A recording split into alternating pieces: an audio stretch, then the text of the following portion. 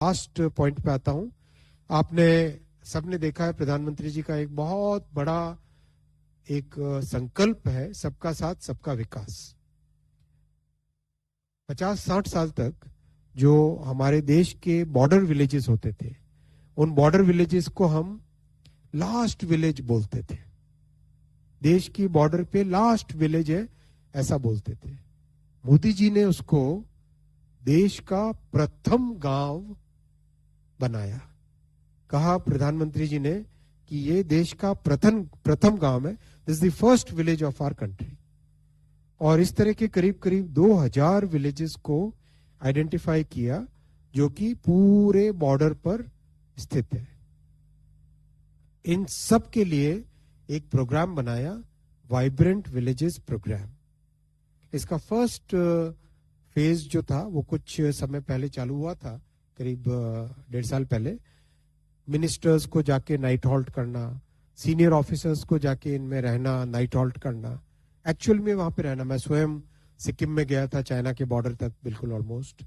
तो इस तरह से एक टोटली नए कॉन्सेप्ट से बॉर्डर विलेजेस को डेवलप करने का, और उसमें कंप्लीट सैचुरेशन मोड पे देश के अलग अलग मंत्रालय में, स्टेट में, सेंटर में, सबके अलग अलग जितने भी प्रोग्राम्स हैं उनको फोकस्ड वे में कन्वर्ज करके, सैचुरेट करके इन विलेजेस की जितनी भी बेसिक नेसेसिटीज है, बिजली, सड़क, पानी, टेलीकॉम कनेक्टिविटी, टीवी कनेक्टिविटी, सब तरह की जो अपने टूरिज्म के पॉइंट ऑफ व्यू से डेवलपमेंट, लाइवलीहुड के पॉइंट ऑफ व्यू से इम्प्रूवमेंट, इन सब का ध्यान रख के, जैसे एक कई इन विलेजेस में जहां पर आईटीबीपी तैनात है या बीएसएफ तैनात है, तो वहां पे वो लोकल जो प्रोड्यूसर्स हैं, छोटे माइक्रो प्रोड्यूसर्स हैं, किसान हैं, छोटे ट्रेडर्स हैं, वो उनसे खरीदने का जब काम चालू हुआ तो प्रैक्टिकली उन गांवों की जीडीपी एकदम बढ़ गई।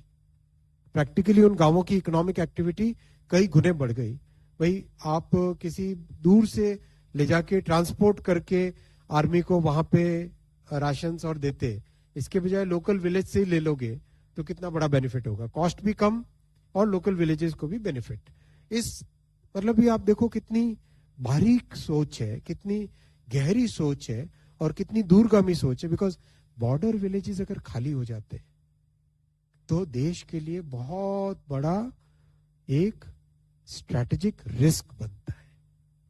इसीलिए बॉर्डर विलेजेस को प्रॉस्परस रखना, उसमें इकोनॉमिक एक्टिविटी बढ़ाना, उनको लगातार हर तरीके से कनेक्टेड रखना, ये बहुत ही देश की एंटायर स्ट्रैटेजिक सिक्योरिटी के लिए बहुत ज्यादा इंपॉर्टेंट है। इसीलिए प्रधानमंत्री जी ने इस प्रोजेक्ट पे सेकंड इसका फेज अप्रूव किया, जो कि ये इंडो चाइना बॉर्डर पे 2023 में फर्स्ट फेज हुआ था कवर, और आज सेकंड फेज कवर हुआ, जिसमें 6,839 करोड़ रुपीस से और नए प्रोजेक्ट्स ऐड हुए। कंप्लीट चाइना बॉर्डर से रिलेटेड पहले हो चुके थे, अब उसके अलावा जितने भी प्रोजेक्ट्स हैं, मैं पीछे वाली स्लाइड पे आपको दिखाता हूं वापस, बाकी जितने भी एरियाज हैं, गुजरात के, राजस्थान के, पंजाब के, और इधर बांग्लादेश से related border area, Mizoram, Myanmar से रिलेटेड एरियाज, इन सब को कवर करके एक सेकेंड फेज इसका चालू किया है। और इसमें उसी थॉट प्रोसेस के साथ काम किया है कि लाइवलीहुड अपॉर्चुनिटीज बने, बेटर कनेक्टिविटी हो, बेसिक इंफ्रास्ट्रक्चर पूरा मिले, प्लस कंप्लीट बॉर्डर पॉपुलेशन की प्रोस्पेरिटी और सेफ्टी उस एरिया की बने। ये डिटेल आपके साथ शेयर करेंगे। Complete all weather road connectivity, television connectivity, electricity, telecom, plus tourism के पॉइंट ऑफ व्यू से कंप्लीट एक ओवरऑल होलिस्टिक वे से डेवलप करना, education, health care, self help groups, इन सब को लेके सरकार की बहुत सारी जो स्कीम्स हैं उन सबको कन्वर्ज करके इन एरियाज में सैचुरेशन मोड में काम करना।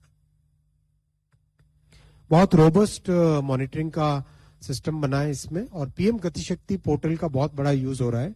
जहां पर भी कोई गैप है वो पीएम गति शक्ति पोर्टल के यूज करने से बहुत क्लियरली आइडेंटिफाई हो जाते हैं।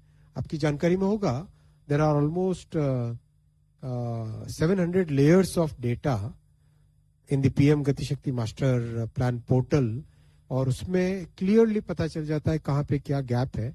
अब तो दुनिया के और भी कई देश यूज करने लगे, उसका यूज करके इसमें करते हैं। तो ओवरऑल फ्रेंड्स, ट्रांसपोर्टेशन सेक्टर में थर्ड टर्म में माननीय प्रधानमंत्री जी की थर्ड टर्म में करीब 4.25 लाख करोड़ रुपए के नए प्रोजेक्ट सैंक्शन हुए over a period of time. Airports, ports, highways, railway, metro, electric vehicles, ropeways, ये सब आपके सामने एक एक करके जैसे आ रहे हैं। This is a very big investment in the future of our country. This is a very important investment in the clean transportation of our country and next generations.